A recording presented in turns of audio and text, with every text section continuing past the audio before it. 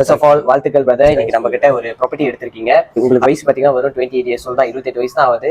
இன்னைக்கு இருக்கிற நிறைய யங்ஸ்டர்ஸ் மத்தியில பாத்தீங்கன்னா இந்த 28 வயசுல நான் எதுக்குல ஒரு வீடு வாங்கிட்டு நம்ம ஏதாவது வாழ்க்கையை என்ஜாய் பண்ண பார்ப்போம் அப்படின்ற இருக்கிற மத்தியில நீங்க ஒரு ப்ராப்பர்ட்டி வாங்கி உங்க செல்ஃப் போகணும்னு நீங்க ஆசைப்பட்டீங்க. அதை பத்தி பாக்குறவங்களுக்கு கொஞ்சம் சொல்லுங்க. வணக்கம் பிரதர். உங்க சர்வீஸ் தேங்க்ஸ் பிரதர். நீங்க ரொம்ப ஹெல்ப் பண்ணிருக்கீங்க. நம்ம எவ்வளவு சிங்கப்பூர்ல வேலை செஞ்சுக்கிட்டு எவ்வளவுதான் அது இதுல ஃபர்ஸ்ட் இப்போ வந்து ஒரு ப்ராப்பர்ட்டி வாங்கி இதுல ஒரு இன்வெஸ்ட்மெண்ட் பண்ணி இதுல வர ப்ராஃபிட் வச்சு நான் வந்து அடுத்த என்னோட பிசினஸ் வந்து நான் கொஞ்சம் இன்க்ரீஸ் பண்ணலான்னு எனக்கு வந்து வேமாதி. எனக்கு சிங்கப்பூர்ல அரசியல் பிளான் இல்லை.